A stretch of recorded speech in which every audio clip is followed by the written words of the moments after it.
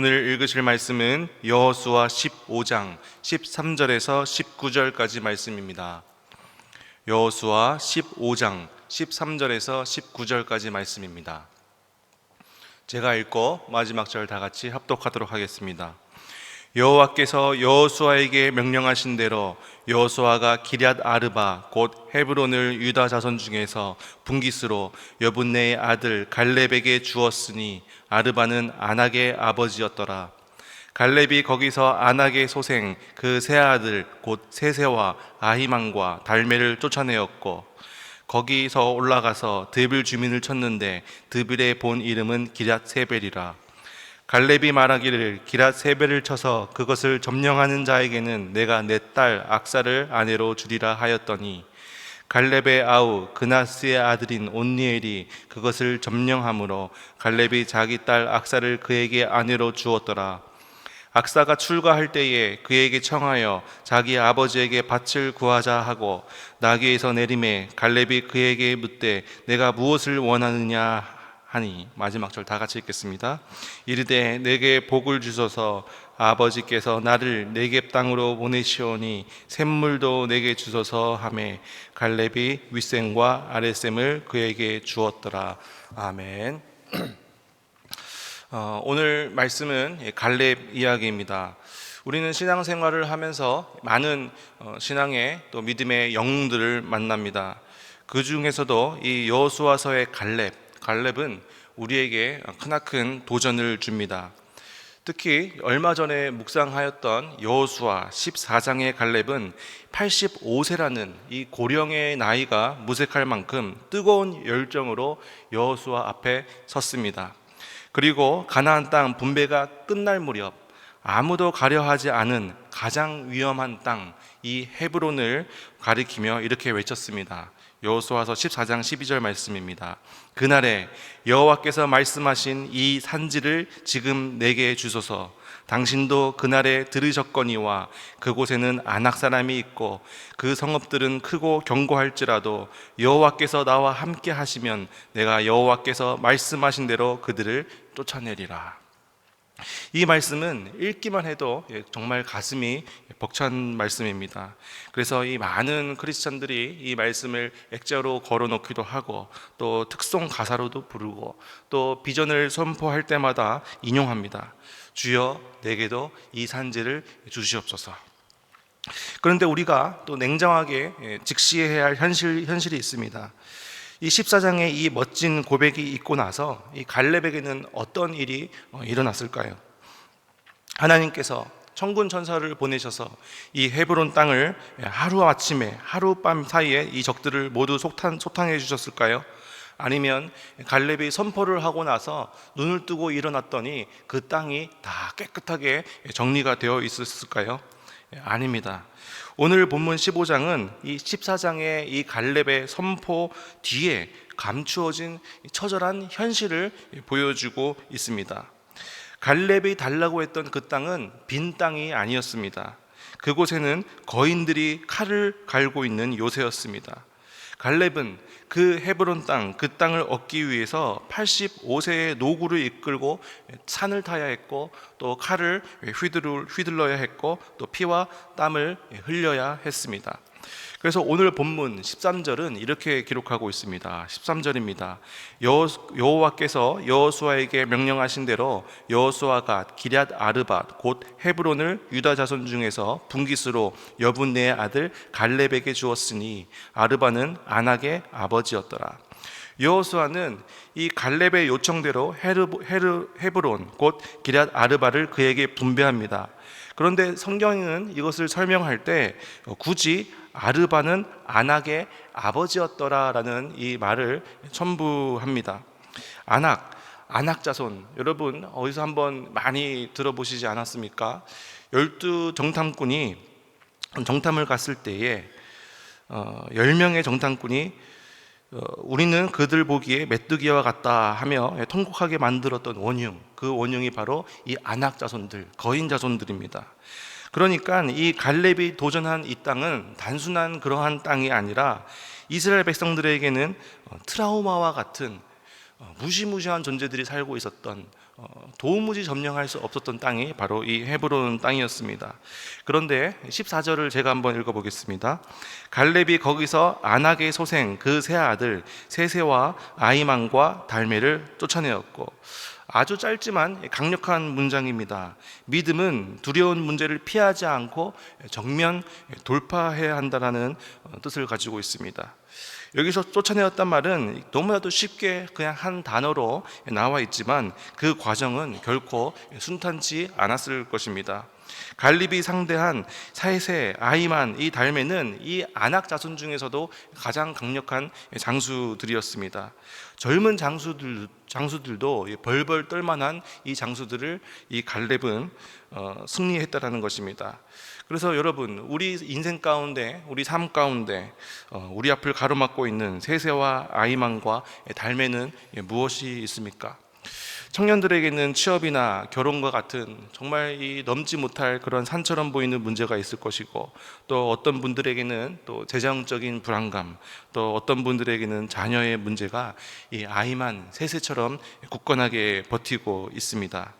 하지만 하나님이 나와 함께 하신다면 내가 필경 그들을 쫓아내리이다. 이 갈렙의 용기와 이 갈렙의 믿음을 우리는 기억하고 회복해야 합니다. 문제는 크지만 그 문제보다 우리의 하나님이 더 크신 분이십니다.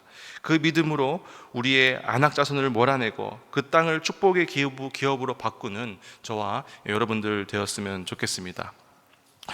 헤브론을 정복한 후에 갈렙은 안주하지 않았습니다. 만족하지 않았습니다. 숨을 고를 틈도 없이 곧바로 그 옆에 있는 도시였던 드빌이라는 도시로 눈을 돌립니다. 15절에 이렇게 기록되어져 있습니다. 거기서 올라가서 드빌 주민을 쳤는데 드빌의 본 이름은 기럇 세벨이라. 이 기럇 세벨이라는 이 도시, 이 히브리어로 뜻을 해석해 보면 체계 도시, 이렇게 우리가 해석할 수 있습니다. 고대 가나안의 지식과 문화, 행정 중심지가 바로 이 기럇 세벨이라는 도시였습니다. 갈렙이 자신이 직접 선봉에 서는 대신에 이스라엘 공동체 전체에게 질문을 던집니다. 16절에 이렇게 기록되어져 있습니다. 갈렙이 말하기를 기럇 세벨을 쳐서 그것을 점령하는 자에게는 내가 내 딸 악사를 아내로 주리라 하였더니. 여러분, 이 장면을 한번 잘 보시길 바랍니다. 왜 갈렙이 이런 제안을 하였을까요? 단순히 딸을 시집 보내기 위해서일까요? 그렇지 않습니다. 갈렙은 지금 동역자를 찾고 있는 것입니다. 나 혼자의 믿음만으로는 안 된다. 나와 같은 마음을 품고 이 거룩한 전쟁에 참여할 사람이 필요하다. 누가 나와 함께 이 아무도 가려고 하지 않는 이 좁은 길을 누가 나와 함께 가겠는가라는 이러한 이 갈렙의 질문입니다. 이 질문이 선포되었을 때 아마 잠시 동안은 이 정적이 있었을 것입니다. 기럇 세벨은 험한 곳입니다. 목숨을 걸어야 하는 곳입니다. 아무도 가고 싶지 않은 곳입니다. 그런데 다들 눈치만 보고 있을 때 누가 일어납니까? 17절은 이렇게 기록되어 있습니다. 갈렙의 아우요 그나스의 아들인 온니엘이 그것을 점령함으로 갈렙이 자기 딸 악사를 그에게 아내로 주었더라. 믿음은 아무도 과려하지 않는 좁은 길을 자원해서 가는 것입니다. 갈렙의 아우 그나스의 아들 온니엘이 그 자리에서 벌떡 일어나서 제가 가겠습니다 라고 이렇게 이야기를 합니다. 저는 이 온니엘의 모습을 통해서 오늘날 우리 교회를 지탱하는 이 참된 일꾼의 모습을 보게 됩니다. 우리는 종종 교회 일에 있어서 힘든 일은 누군가가 하겠지, 시간 많으신 은퇴하신 분들이 하겠지, 혹은 젊은 청년들, 힘센 청년들이 하겠지라고 생각하면서 서로 미룰 수 있습니다. 은혜 받는 자리, 대접받는 자리에는 사람들이 몰리지만 누가 저 기럇 세벨을 치겠는가라는 질문 앞에서 헌신을 요구할 때는 침묵이 흐릅니다. 하지만 온니엘은 나이가 많든 적든 직분이 있든 없든 무엇이든 상관없이 이 짐을 제가 지겠습니다 라고 실제적인 전쟁터로 뛰어들었습니다. 그리고 승리하였습니다. 그리고 이 온니엘은 여호수아가 죽은 후에 이스라엘에 타락하여서 메소포타미아에 8년 동안 압제를 받았을 때 하나님께서 선택받은 그런 인물이 바로 온니엘입니다. 이 온니엘이 바로 첫 번째 사사가 훗날에 됩니다. 일평생 귀하게 쓰임 받았습니다. 교회의 진짜 위기는 일꾼이 없는 것이 아니라 구경꾼이 많아지는 것입니다. 온니엘이 나섰던 것은 떡이 생기거나 명예가 있어서 생겨서 그런 것이 아니었습니다. 누군가는 지어야 할 십자가였기 때문에 온니엘은 그 좁은 길을 선택하고 나아갔다는 것입니다. 오늘 이 시간 하나님께서는 우리 평강교회에도 이 온니엘과 같은 참된 일꾼을 찾으실 줄로 믿습니다. 힘들지만, 제가 형편이 안 되지만, 상황이 안 되지만 하나님께서 우리 교회를 향하여 꿈꾸시는 그 비전을 위해서 제가 헌신하겠습니다라고 지원하는 그 한 사람을 통해서 기럇세벨은 무너지게 됩니다. 여러분들이 바로 그 온니엘이 되시기를 바랍니다. 뒷짐지고 구경만 하는 평론가가 아니라 흙먼지를 뒤집어쓰며 현장을 뛰는 온니엘이 되었을 때 하나님께서는 온니엘을 축복하시고 승리케 하시고 훗날에 사사로 세워주신 것처럼 우리들의 가정, 우리들의 직장을 세워주시고 기업을 잇는 축복을 주실 줄로 믿습니다. 마지막으로 갈렙의 딸 악사를 한번 바라보기를 원합니다. 18절입니다. 18절에 이렇게 기록되어져 있습니다. 악사가 출가할 때에 그에게 청하여 자기 아버지에게 밭을 구하고자 하고 나귀에서 내림에 갈렙이 그에게 묻되 내가 무엇을 원하느냐 하니, 이 악사는 갈렙의 딸입니다. 그리고 아버지 갈렙의 믿음, 그리고 남편 온니엘의 믿음을 다 경험하고 함께 있었던 지혜로운 여인이었습니다. 이제 악사가 결혼을 하고 출가를 할 때에 이제 아버지에게서 밭을 내가 구해야겠다라는 마음을 가지고 이 나귀에서 내립니다. 근데 그 아버지 갈렙이 딸에게 묻습니다. 네가 무엇을 원하느냐? 그때에 악사가 아주 본질적이고 중요한 요청을 합니다. 19절입니다. 제가 읽어보겠습니다. 이르시되 내게 복을 주소서, 아버지께서 나를 네겝 땅으로 보내시오니 샘물도 내게 주소서 하매 갈렙이 윗샘과 아랫샘을 그에게 주었더라.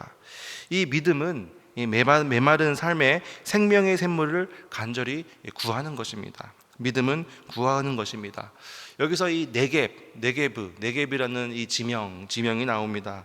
히브리어로는 남방이라는 뜻은 네겝은 연평균 강수량이 굉장히 적은, 그리고 너무나도 건조한 지역이 바로 이 네겝 지역입니다. 갈렙이 정복하여서 딸에게 준 이 땅은 분명히 하나님의 기업이었지만 현실적으로는 물이 메마른, 너무나도 건조한, 살기 힘든 땅이 바로 이 네겝의 땅이었습니다. 그래서 악사는 정확히 알고 있었습니다. 아버지, 아무리 넓은 땅을 나에게 주셨더라도 물이 없으면 그 땅은 죽은 땅입니다. 나에게 샘물을 허락하여 주시옵소서. 이것은 욕심이 아닙니다. 하나님이 주신 기업을 황무지로 방치하지 않고 옥토로 만들겠다는 이 거룩한 열망입니다. 갈렙은 이 기특한 딸에게 샘 한 개만 주는 것이 아니라 윗샘 그리고 아랫샘을 그에게 주었더라. 성경은 이렇게 기록하고 있습니다. 우리도 악사처럼 구해야 됩니다. 악사가 어떻게 했습니까? 나귀에서 내려서 아버지에게 간구했습니다. 이것은 겸손입니다. 체면을 내려놓고 하나님 앞에 엎드리는 것입니다. 그래서 우리도 마찬가지입니다. 우리도 무릎 꿇고 내려와서 무릎 꿇고 부르짖어야 됩니다. 하나님, 내 영혼이 메말랐습니다. 하나님, 내 가정이 메말랐습니다. 내 사업장, 내 직장, 내 관계가 메말랐습니다. 건조합니다. 팍팍합니다. 껍데기뿐인 밭은 싫습니다. 나에게 내 인생 가운데 은혜의 샘물을 허락하여 주시옵소서. 이렇게 간구하는 태도를 우리는 악사를 통해서 배울 수 있습니다. 개혁주의 신학자 칼빈은 이렇게 고백했습니다. 기도는 하나님이 우리를 위해 예비해 두신 보물을 파내는 도구이다. 기도가 하나님께서 허락하신 그 은혜를 파내는 도구라는 것입니다. 샘물은 땅 밑에 흐르고 있습니다. 파내는 자만이 그 은혜를 가질 수 있습니다. 그래서 여러분, 혹시 갈렙과 같이 내가 이 인생 가운데 돌파해야 할 것이 있습니까? 나귀에서 내려서 겸손히 무릎 꿇고 기도해야 합니다. 그리고 악사처럼 간절히 간구해야 합니다. 이 샘물을 내게 주시옵소서. 하나님께서 우리들의 인생 가운데, 심령 가운데, 그리고 우리들의 가정 가운데 우리가 기도하면서 나아갈 때 마르지 않는 샘물을 허락해 주실 줄로 믿습니다. 이제 말씀을 맺겠습니다. 오늘 우리 여호수아 15장을 통해서 이 산지를 내게 주소서라는 이 믿음의 기도가, 믿음의 선포가 어떻게 완성되었는지를 우리는 살펴보았습니다. 갈렙입니다. 85세의 나이에도 현실에 안주하지 않고 나이는 숫자에 불과하다라는 것을 보여주면서 강력한 적을 향해 나아갔습니다. 문제에 주눅들지 않고, 문제에 포기하지 않고 그 문제를 정면 돌파해서 나아갔습니다. 바로 하나님은 살아계신 분이시다라는 것을 확신하고 알고 있었기 때문입니다. 우리 삶도 마찬가지입니다. 내 힘으로 살아가는 것이 아니라 우리 뒤에 우리보다 훨씬 크신 하나님이 함께 하십니다. 그 하나님을 바라보았으면 좋겠습니다. 온니엘입니다. 모두가 주저할 때 제가 이 짐을 지겠습니다 라고 거룩한 부담감을 안고 지원하며 나섰습니다. 이것은 행동하는 헌신의 신앙이었습니다. 우리 또한 교회의 허리로서 든든한 온니엘이 되어서 교회를 섬겨야 될 줄로 믿습니다. 악사입니다. 척박한 땅에서 체념하지 않고 생명의 샘물을 구하여 윗샘과 아랫샘의 축복을 받았습니다. 우리도 겸손하게 우리 문제 앞에서 내려와서 무릎 꿇고 하나님께 간구하여 샘물의 은혜를, 샘물의 축복을 허락받는 저희들 되었으면 좋겠습니다. 이러한 가정, 이러한 믿음의 역사가 일어나는 현장 되시기를, 그리고 오늘 그런 하루 사는 저희들 되었으면 좋겠습니다. 기도하겠습니다. 사랑과 은혜가 많으신 하나님 아버지, 이 시간 우리들의 연약함을 고백합니다. 우리는 지난날 입술로는 이 산지를 내게 주소서라고 외쳤지만 정작 현실의 거인들 앞에서 나이듦과 건강과 재정의 문제, 여러 상황들 앞에서 작아지고 위축되었음을 고백하고 회개하며 나아갑니다. 하나님의 약속보다 내 눈앞에 안악자손이 더 커 보였고 이제 내 인생은 끝났다며 스스로의 한계를 그었던 우리들의 불신앙을 용서하여 주시옵소서. 내 힘으로는 이길 수 없사오나 나와 함께 하시는 만군의 여호와를 의지하오니 우리 가정의 문제, 자녀의 문제, 질병의 거인들이 예수 그리스도의 이름 앞에서 무너지게 하여 주시옵소서. 특별히 우리 교회에 온니엘과 같은 허신자들이 구석구석에서 일어나게 하여 주시옵소서. 거룩한 부담감을 안고 십자가를 지는 주님의 일꾼들 되게 하여 주시옵소서. 또한 그들의 헌신을 통하여 주님의 몸된 교회가 반석 위에 든든히 서게 하여 주시옵소서. 우리의 심령이 내get과 같이 메말라 있습니다. 우리의 상황, 우리의 형편 또한 메말라 있습니다. 오랜 신앙생활 속에서 타성에 젖어 있고 기쁨은 사라지고 의무감만 남은 우리의 팍팍한 마음을 불쌍히 여겨 주시옵소서. 악사처럼 주님 발 앞에 엎드립니다. 우리의 삶 가운데 샘물을 허락하여 주시옵소서. 이 모든 말씀 예수님의 이름으로 기도드립니다. 아멘.